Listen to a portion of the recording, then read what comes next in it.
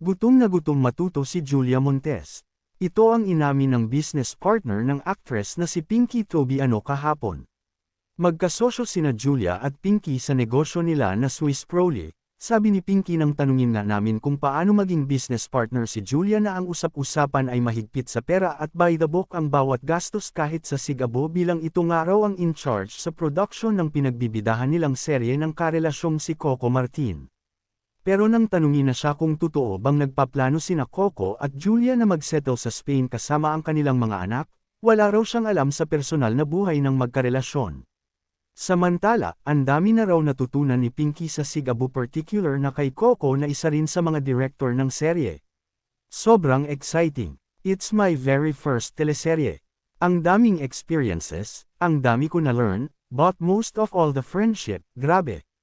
Anya, wala naman grabeng adjustment o workshop. In fact, sa YouTube lang daw siya nag-workshop para sa kanyang role na nagbebenta ng ginintwang lupa. Nag-workshop ako sa YouTube para matuto. But soon, I will have a workshop. Saka si Carmi Martin, very supportive. Siya ang aking mentor sa taping. Maraming exciting mangyayari sa akin. So watch Sigabo. I will have actual fight scenes. Sabi pa ni Pinky na ultimate dream pala niya talaga ang